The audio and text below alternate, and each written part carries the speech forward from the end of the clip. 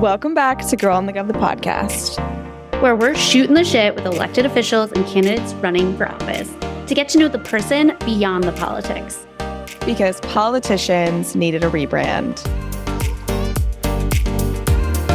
Okay, well, I have to start with my terrible weekend. We hate to hear that, okay? First of all, let me just put this out here as just a Girl on the Gov rule is here we want people to have good weekends, good weeks, good days, good everything, but especially good weekends. Good weekends. So this is tragic. Especially. Oh my God, hold on. While we record this, literally right below my apartment at the wine bar across the street that I'm looking at, one of the mayoral candidates is having a little get together. Hey. Do you think that they heard that like Girl on the Gov, the podcast records across the street from there and was like, oh my God, like maybe this is my is that him? I ticket to win it? I don't know what he looks like. Anyways, so my weekend, I on Saturday was heading back from Netroots, which by the way, I saw so many former guests at Netroots. Stop. Like Sarah Haig, like Vote Mama, TBT. I was like, we haven't talked to her in so long. But first of all, this is just so funny. Like, trust your gut, ladies, because the week before I was like checking my flights. Saturday was the last day of the conference. I was like, I don't think I'm gonna like go to all of the programming that day. Like, I should just change my flight to be a little earlier because I had it scheduled for like 5:30, which was so I could be there technically for the conference. I didn't know what my schedule was gonna be, if I was gonna even go to a lot of panels, and I ended up not. So I was like, I should have just changed my flight. I would have had to like pay $100, or my company would have, but anyways, it's just foreshadowing to, my night. So I get to the airport, I'm at my gate, and all of a sudden the power goes out at this terminal. And I'm like, no, this is weird and scary. Freaky. Yeah. And right when this happens, Donald Trump gets shot. And so simultaneously, like, my phone is blowing up, like, with work stuff, just like, what do we do? What do we say? And then just the scariness of like what it meant for the election, like everything was raining down on me at once. And then on top of it, like, I was dealing with United's terrible customer service, like trying to figure out if I was going to make my connecting flight in Chicago because of these delays that were happening from the power outage. So it was just like absolute madness. And my flight finally takes off. It's delayed that I'm like, I'm probably not going to make this connecting flight. But like the whole flight, I was like so stressed for like, I'm going to miss my flight, like just the flight drama stress on top of like, what the fuck did we just lose this election? Like everything was just, I was feeling everything. And so I end up getting to Chicago, run across the airport because, of course, my gate was on the opposite side of the airport. Of course. My connecting flight. So sprinting, I was absolutely gassed. I'm like, she's not fit. She thought she was fit. She's not. And I get to my gate to see the gate closed, not a United agent in sight to help the like 6 passengers who were trying to get on that flight to either get us on or rebook us because the plane hadn't left yet. I was literally like this, like on the window, like, let me in, please. Like, I don't even want to get into all of the details of the absolute horrendous travel experience I had on United Airlines. It was their fault, everything except for the power outage, everything after that. Oh my God. I didn't get home. Like, I basically was supposed to get home Saturday night. I didn't get home till Sunday night. It was just absolute Did you sleep madness. in an airport? Like what? No, I have done that. I did that last year because of a similar situation with United. So they're on my fucking shit list, Samantha. You should see the email I sent them. I'll have to send it to you. I love Mean Maddie. I don't think you guys understand when you like, it takes a lot to piss Maddie off, like a lot. A lot. Once you cross that line, it's done. Pray to whatever God you believe in, and like, say 10 Hail Marys. Yep. Yeah, you're cooked. And anyways, I just dealt with seriously the most stressful day on Sunday, and then like still all the Trump stuff was like taking off, and I was like kind of simultaneously working and like with customer service, and just like, oh my God, it was crazy. But yeah, I'll have to send you the email I sent because it was very long and ultimately connected back to an important message around corporate greed. I did bring up in the email the $37 billion United makes in profit annually. And I just wanted to make that important point of like, you can't treat people like this. You can't treat your staff like this because your staff then treats the people like shit. And it was just like this whole corporate greed message I'm really proud of. So there it is. Well, here's what I can give you about United, because I took a United flight this morning, which chaos, because literally before I got to the United portion of this, I was dubbed the person in security that was going to be the line holder, essentially like them measuring how long it was going to take me to get through security. And then they kept bumping me lines. So then I get to this guy and he's literally chatting with every single person that he's like doing the tickets for. Tries to have this whole thing with me, like, Cantors, like, oh my God, your last name, can you sing? Like, it's, I don't have time. I was like, stop, a little less yabber, a little more scanny. Like, I could not. Like, I literally barely made the flight, like, barely. And I'm like, incredibly, like, early about things. But where I would say I have to give compliments to the chef in terms of United and in reverse here is the gossip that I was eavesdropping on of the flight attendants, because I had the last seat on the plane all the way in the back. Okay. Don't give United the credit for that. Oh no. But like, I'm sorry. Like, thank you to whoever these flight attendants were. You gave me so much entertainment. Whoever it is out there that has a sister-in-law that's really a fiance-in-law that got an aquamarine ring instead of a diamond and matching set, I support you fully. Just know, like, I'm on your team and you're right in the situation. She's going to really appreciate that shout out on Girl in the Open podcast. It's pretty big. It's pretty big deal. But yours takes the cake. I think that is just Yeah, and I seriously had a similar situation last year. And it's also not to come for the East Coast, but the weather, like, it's just, I don't get how you do it. I just don't get how you do it, how you function. First of all, the heat and the humidity, like, I wanted to die the whole week I was in Baltimore. And then just like especially in the summer, the unexpected random storms and shit that just like ruin everyone's day and especially travel. This happened to me last year. I actually had to sleep in the airport last year because of United. And yeah, it's just like, I fucking hate them. You know who I think you should actually take this up with? Our beloved PDB. PDB, I know. Yes, for sure. And Joe Biden, who is coming for corporations and drunk fees and all of that stuff, which we absolutely love. Yeah, you know what, too? Like, all the people who are disgruntled around me, like, the way I was pushing the corporate greed message, I was like, these greedy corporations, like, just people need to know. Like, you know, like that. Were you camp counseling this whole thing? Well, this girl was complaining. She was like, also just like StubHub. I'm dealing with like some bullshit with their customer service. I'm like, these greedy corporations. And you know what? You know who loves corporations and big money?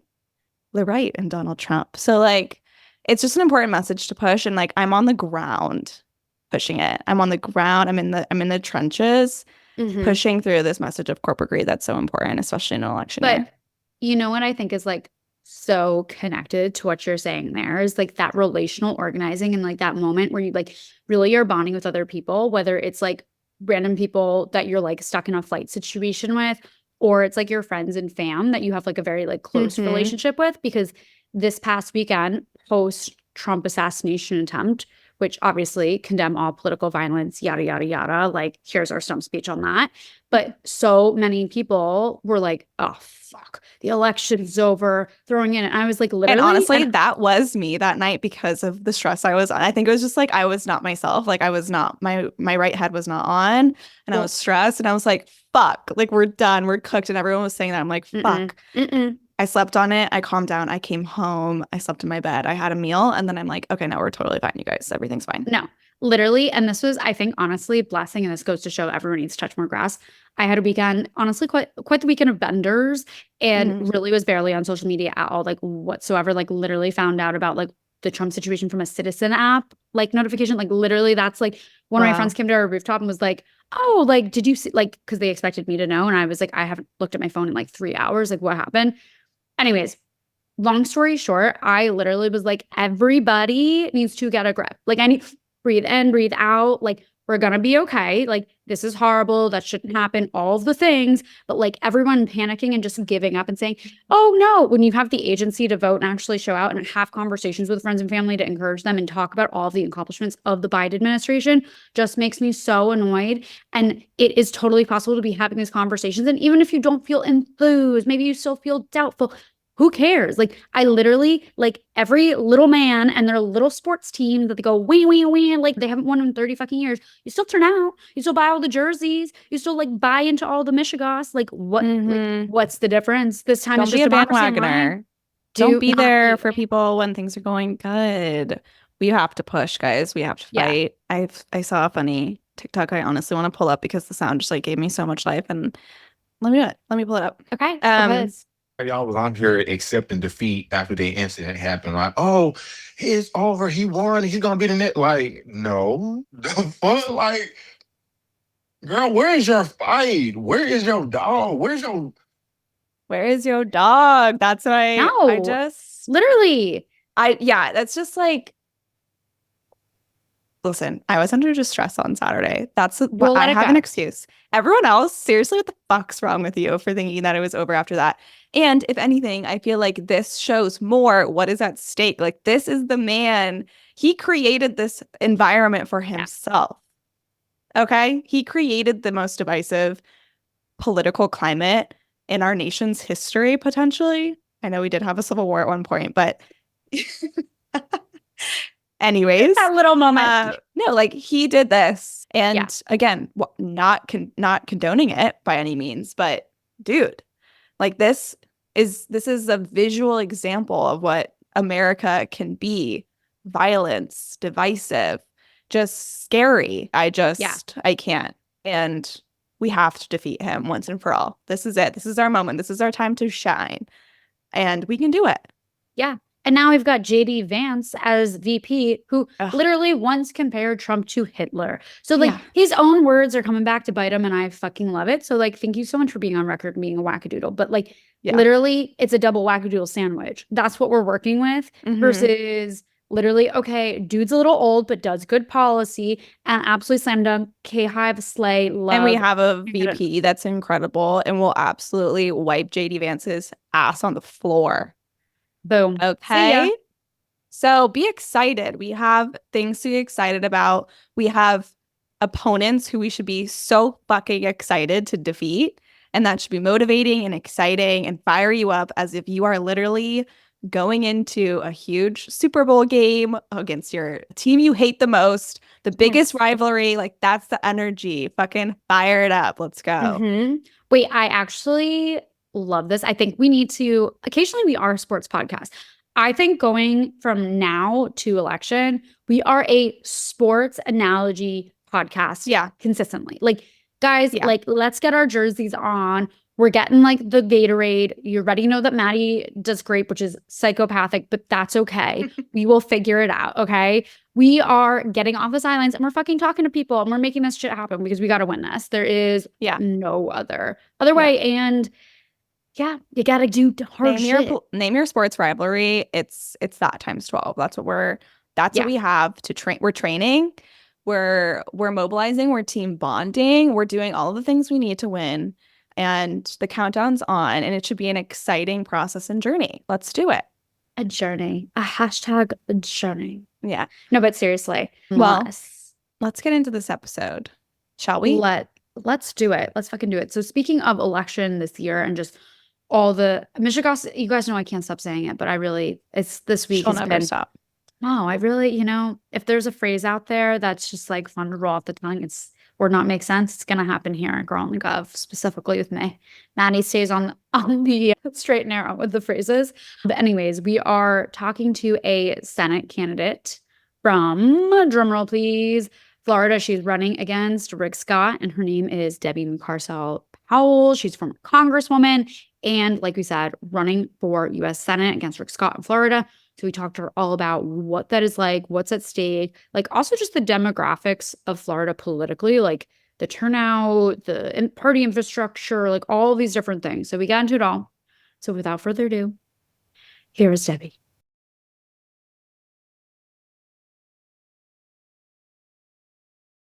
We are getting into one of the spiciest Senate races that we need to talk about, obviously. And you are the Democratic candidate. Can we talk about what made you decide, I'm jumping in, this is the race to be in, why now? Sammy, I love that intro, the spiciest race Finally, someone realizes this is the spiciest race nationally. No, look, I've been living here in Florida for so long, and what we've been facing have been attacks on our freedoms for too long. We really have been ground zero for all of those attacks, attacks against our democracy, attacks against our education system, attacks against our children, against women, telling us what we can or cannot do with our own bodies. And we have a huge affordability crisis that we're facing. So I've been traveling the state now for quite some time, and families all over the state, whether I'm talking to students at FAMU in the northern part of the state or seniors in Orlando, it's the same thing. People can't afford to live here. And so we need someone in the Senate that's going to put the interests of our families above anything else, above politics. And we have right now in the Senate the worst senator, someone that oversaw the largest Medicare fraud in the history of this country. He took $64 million of that Senate seat, of that money, to buy his Senate seat. And he could care less about the struggles that we're facing here. He has no idea what it's like for people like my mom who have to live on that fake social security check, or for those young adults that can't even move out of their homes because they can't afford to pay for their rent in their apartments. And so I'm running because those opportunities are disappearing. And because of those opportunities, I'm right now talking to you as the Senate candidate running against Scott for the U.S. Senate.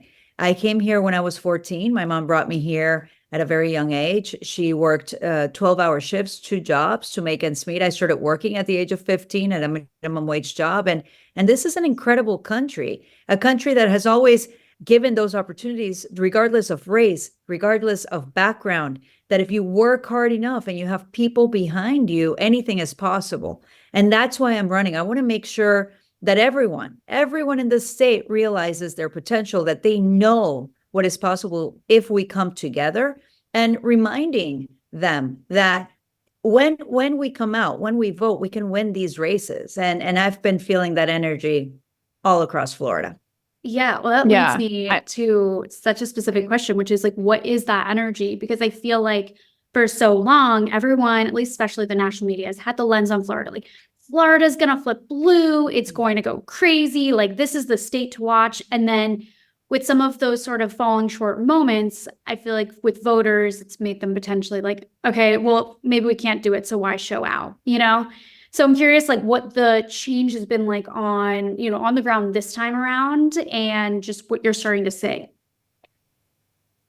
Yeah. And, Sammy, people forget very quickly, right? In 2018, we had incredible wins here in the state of Florida. We didn't win every race. Rick Scott won in 2018, barely, with only 10,000 votes. But I won my congressional seat. This was a seat that had a very popular 2-term Republican incumbent. I didn't come from politics before that. I had been working at FIU at the medical school, but I was working to expand access to healthcare. And the Republican at the time was trying to take away the ACA. And so that's what prompted me to run. I wanted to stand up for my community. No one thought I could beat this guy. I did. I beat him by 2 points. We also won another congressional seat that year. We won statewide. Nikki Fried, who's now the chair of the party, she won her seat statewide, agricultural commissioner, which is a very, very important seat here in Florida and part of the overall cabinet. So let's not forget what just happened a few years ago, right? I mean, people seem to forget what is possible here in Florida. Then we hit COVID. People were very much isolated. It was a very difficult and strange election in 2020. And in 2022, we had zero investments. That's what happens when no one invests in the state, when no one invests in communicating directly to voters and getting our voters to turn out. It was a very difficult year. DeSantis was still very popular because one of the things that he did is open up the economy very quickly. And that's what people wanted and needed here, because our economy is based on tourism, right? And there was that need for us to get back on track. He did it sooner than most states, and that was popular for him at the time. So he was still enjoying that popularity in 2022. We had zero investments, no party infrastructure, no one came out to vote. And that's what happened. What's happening now is we have a very important amendment on the ballot to protect abortion rights. Florida passed the most extreme ban on abortion with hardly any exceptions to rape and incest, which we're now living under. It was put into effect on May 1st. But we also have now the opportunity to come out and protect abortion rights, make sure that we enshrine those rights into the state constitution. But what I'm saying to everyone is, look, it's not going to mean anything if we pass Amendment 4 and then Rick Scott gets reelected, goes back into the Senate, and he wants to be Senate Majority Leader and then pushes for a national abortion ban. The amendment measure needs 60% of the vote. Every poll that I've seen has us at 62, 63%. That's who we are in Florida. Those are our values.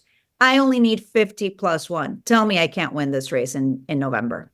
Love that. What are the general vibes around the incumbent and your current opponent amongst the electorate in Florida? Yeah, Maddie, everywhere I've gone, I mean, I've been talking to people from across party lines, Republicans, Independents, Democrats. No one trusts Rick Scott. They know that he's a fraud. They know that when he was CEO of HCA, that healthcare company, Columbia HCA, he oversaw the largest Medicare fraud in the history of this country. They had to pay out $1.7 billion, the largest Medicare fraud that we have ever seen here in the United States. That's who he is.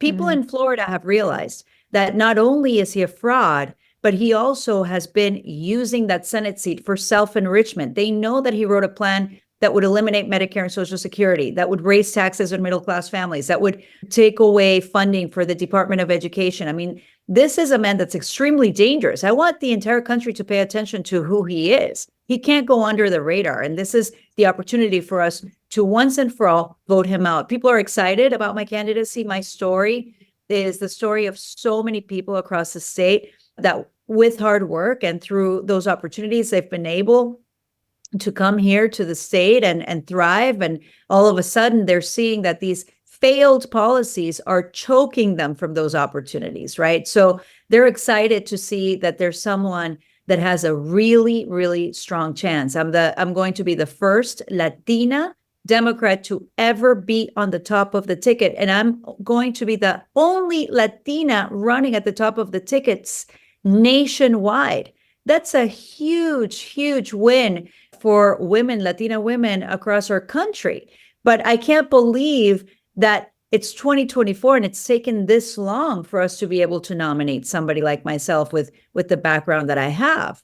I was the first person that was elected to serve in the U.S. House of Representatives as a South American immigrant. I don't want to be the first. I don't want to be the last. I feel the same way about the Senate. I think that we need to continue to work to pave the way for young women that have their eye on getting into politics, that want to serve, that want to be in public service. And we have a lot of responsibilities to do that. So I think that people are excited. I am a woman who will absolutely put women's rights above anything else. I have 2 daughters. I have a son. This is also a very important issue. I don't want to have my daughters living in a state where now they are living with less rights than what I've lived under here in this country. And so much is at stake. And in Florida, the uniqueness of the political landscape here is that, people have been feeling those attacks for the past few years, and we are done with extremism, and they don't represent our values. Don't for a second think just because Donald Trump, moved his residency here, all of a sudden it's a state that is fully behind Donald Trump. I have talked to Republicans many times, and many Republicans across the state that will not support what is going on right now in the Republican Party, that will not vote for Donald Trump. Independents are coming out significantly to vote for Democrats. We saw it in Orlando. We flipped a seat. It was a Republican-held seat by 11 points, and he flipped it. Those are the stories that are not being told right now nationally.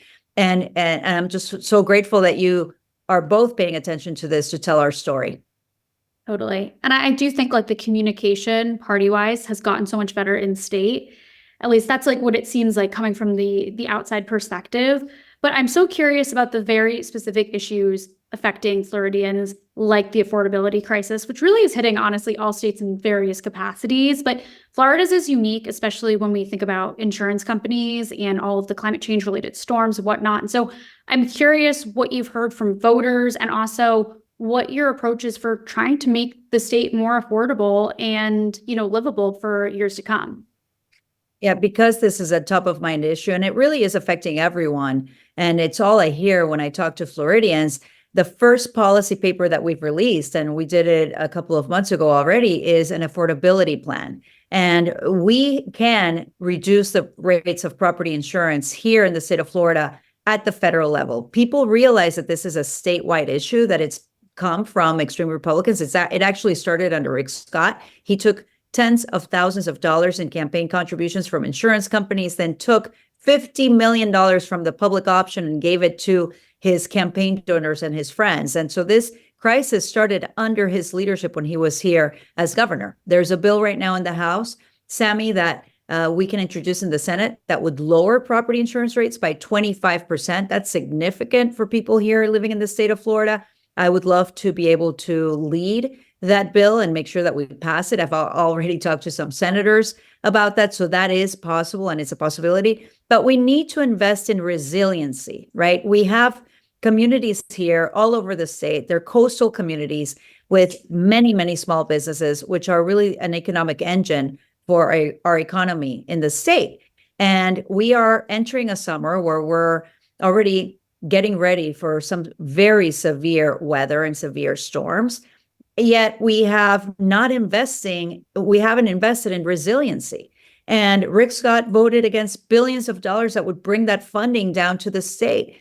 And that also affects property insurance rates. So that's something else that's included in my plan. We also need to make sure that we bring good paying jobs to our state. Unfortunately, a lot of people your age are leaving Florida because they can't find a good paying job. There are other opportunities for them to leave. Well, we can bring jobs by investing in solar energy. We need to make sure that we attract more tech companies to come and bring their innovation here to the state of Florida. There are a lot of things that we can do. Unfortunately, our leaders could care less, right? I mean, the politicos that have been in office, like Rick Scott for 14 years, they could care less about young adults and their future. They just want to continue to use that seat for self-enrichment. And so that's the change. And that's the difference that I can make by being elected here in November. Mm-hmm.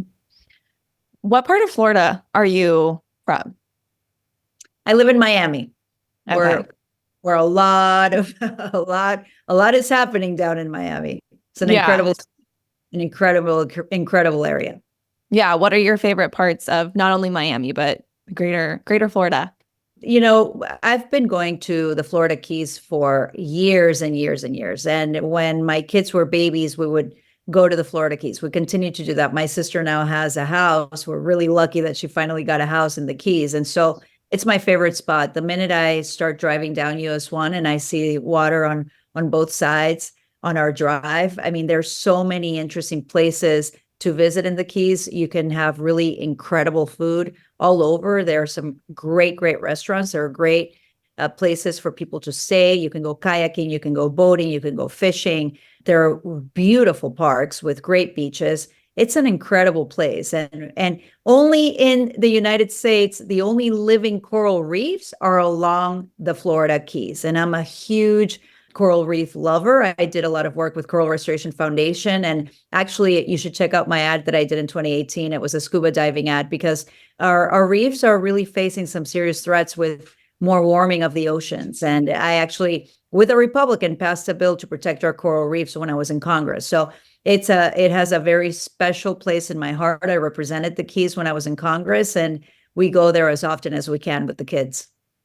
Yeah. Do you have a go-to hobby that you like to do in the Miami area? Do you scuba dive? Like, what is your go-to favorite activity? So I do scuba dive, but I don't do it often enough. I love going out boating with my brother-in-law. He has a boat, thank goodness, and swimming. But my hobbies are usually when I have time, by the way, because recently I haven't had time, but Sure. Pilates, running, you can go for a run anywhere you are. You can just put your tennis shoes on and go out for 15 minutes, 30 minutes and get a good run in. And walking the dog whenever I can. That's always really fun. I had 2 dogs. I lost Spike about a month ago. It was an Airedale, and that's been really tough on all of us because he was with me for so long. Now we have a husky who keeps us really busy, and we have a bunny too, by the way. My daughter has a little Obsessed. bunny. Ashanti should have her own Insta Reel account. She's funny. Absolutely. That needs to happen. I have to say politics and pets are always like the perfect combination. They bring people in like ways you wouldn't expect. So just maybe it needs to happen this campaign. I'm just thinking. Yeah, right. Mascot. Campaign For mascot. Sure. Absolutely need a campaign mascot. And, sort of with thinking of that, if there were a celebrity that you could do a piece of legislation with, in the sense of they're, sort of like the mouthpiece for it and like have some tie-in and, you're able to obviously, make that happen from a legislative perspective, who would that be? Like what celebrity would you dream of working with? Oh God. Oh my God. I mean, there's so many, right? I mean, I would love the first piece of legislation that I would love to pass is the Voting Rights Act, the John Lewis Voting Rights Act. Yeah. And I would love to work with both Michelle Obama and Oprah Winfrey to get that to happen. It's because Oprah Winfrey brings a lot of resources to the table and she can really galvanize everyone to support that. But really, the first thought that came to my mind also was Leonardo DiCaprio, because he's been so strong on the environment and the environment is so important for us here in Florida. And he's been a really strong voice. And so for us to pass another package that would invest in resiliency, that would invest in making sure that companies lower carbon emissions, green energy investments, and I would love to use his voice on that. Yes, love that. Love Leo. Leo's a good one. And Leo's definitely a good one.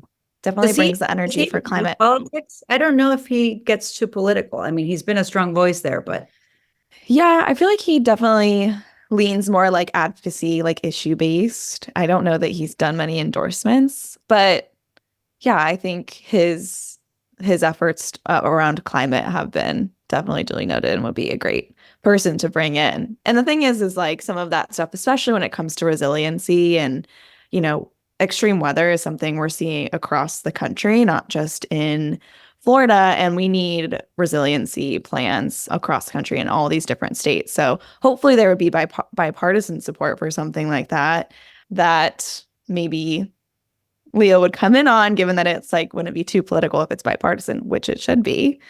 And it's really going to affect our economy. I mean, people talk about, jobs, the economy, growth. Well, there won't be any growth if you can't invest in areas where the impact of these weather events are destroying these communities. And like you said, it's not just Florida. We're seeing it with flooding across Texas. We're seeing it with the fires in California. I mean, this is a serious issue, and we really have no time to waste. Yeah. Totally. And the insurance piece is it resonates with so many people. I mean, even in California, it's like you live in a fire zone and insurance won't cover you. They're like, fire insurance doesn't cover you. It's like, what? I live in a fire zone. Like, don't I need insurance for that? It's all about money, right? They want to make sure that they're not losing money when they cover high risk properties. That's what it is. Yeah. And I think it's like everything now is like a high risk property, like whether it's flooding or it's like wind and tornadoes and places like New Hampshire had like a tornado warning the other day, like New Hampshire, like mountains. Yes. So it's just, it's so, it's every state and every sort of situation. And so you're like, okay, well then who can even have insurance? What's the point? So maybe they'll even put themselves out of business. I don't know. He's talking yesterday, my in-laws, they're in Oregon. And they're like, oh my God, it's so hot. We're going to face 103-degree weather. It's so hot. I'm like, oh, maybe you should come to Miami because it's been pretty breezy and nice. It's like 89 degrees in Miami. I mean, it's not making sense. It's not making sense. There are these changes happening all across the globe. And we're seeing the impact, right? We're really seeing the impact of a warmer climate. Of course, Republicans like Scott want to ban the term climate change. They don't want to talk about it. I don't know if you guys saw the latest that textbooks that the DeSantis administration is asking textbooks to take out any reference to climate change in scientific textbooks here in the state of Florida. And so I tell people, we are 20 million Americans living in Florida. You're going to just disregard Florida. If you care about the environment, if you care about climate change, you need to invest in Florida. For sure. And I'm like so curious. I mean, this is a whole wheelhouse that we could really dive into with their attacks on education and textbooks and learning and just actual facts, science, all of the things. But like with something like climate change, or part of our conversation earlier, it's an economic issue. And I feel like typically you think of like Republicans, the economy, like just on the base, they're like, oh, putting money into the economy. So you would think being the operative word, that therefore talking about climate change and then the investments you would make as a result would be a good argument for them to have. So I'm curious, like from talking with maybe even voters that happen to lean that way, what is like the rationale? Is there a rationale? It behooves me. It's so funny, Sammy, because the politicos, the old establishment, the extremists, the people that we shouldn't have in office are the ones that are trying to control the messaging. But in reality, a lot of Republican business owners understand that they need to do something to lower carbon emissions. They understand that we need to transition to green energy. I mean, look at the amount of electric vehicles that we're now manufacturing. And we need to make sure that, these electric vehicles have the infrastructure ready for them, which is why those investments from that infrastructure bill are so crucial that people are not seeing yet, but we're going to have those charging stations increase all across the country. Those are the type of things that we need to move to. But companies and business owners understand this. They really do see it. The agricultural industry all over the country, I think, has realized that they need to control any sort of pollution and runoff in what they're using in their farms, because it's polluting the water. And then if the water is polluted, it goes down to the ocean. If the ocean sees high levels of pollution, it will affect tourism. It will affect the fisheries. Everything is connected. And here in the state of Florida, it's not a tough conversation to have. Most people understand that it's an issue that we need to continue to work on. There's this organization called Vote Water. So it's not Republican, it's not Democrat, it's Vote Water. And they endorsed me back in 2018 and 2020. And they're already talking to their members that Rick Scott has been the worst person as it relates to our climate and our environment. Why? Because he's making money off of big oil. I mean, that's the reality. They are completely linked to these special interests that prevent the country from moving forward. And we should be in the forefront of addressing these challenges, especially in the Sunshine State. We should have more solar panels than other places in the country, yet we do not, because we are giving favors to those special interests. And so we're falling behind in the United States. There are other countries that are doing much more as it pertains to climate and green energy and transitioning to green energy. We need to be the leaders. We need to do more innovation. We need to do more investments, and that will create great paying jobs for your generation. That's what we need to be talking about and focusing on. Yeah. Well, before we wrap, I want to give you kind of a closing note in terms of like why people need to continue to pay attention, not only to your race, but to Florida politics, and how people can find you and stay in touch and help out. Yeah, what's happening here is unique. I think it's very different from the rest of the country, like I said, because we have been under attack for so long that people are ready for change and they're really organizing. That organization came when we were able to get signatures to put this ballot amendment on the November ballot, which would protect reproductive freedom. And that infrastructure is on the ground, ready to go, ready to turn our voters out. This is the year that we can show the country who we truly are as Floridians. And like I said, we're a diverse state. We don't like government interfering in our freedoms. And I think that's the change maker in this election. And for everyone watching, I need you with me. I need your support, your contributions, your time, your energy. Go to debbieforflorida.com. Also follow me. I'm on all sorts of social media, including TikTok. And from what I hear, I'm doing well on TikTok, everybody. So at Debbie4FL is my handle and all my social media accounts and Instagram. And we're also starting with YouTube Shorts. So I would love to have your input on that. If you have any ideas on shows that we should be creating, let me know, because we have a great team here on the ground getting ready for that. And look, this is an important race. The Senate majority runs through Florida. We have to keep the Senate majority to hold the line regardless of what happens at the top of the ticket. I keep saying that. The Senate is in charge of nominating and designating Supreme Court justices. And we are now seeing the danger of having a court that is completely politicized and is beholden to special interests. And that is also why the Senate is so important in this election. We need to keep the Senate majority. So I hope that you're with me. I hope you come down. We have an incredible state. I can put you on the ground and you're going to have fun while you're doing it. But this is a state that's going to make it happen for America. Amen to that.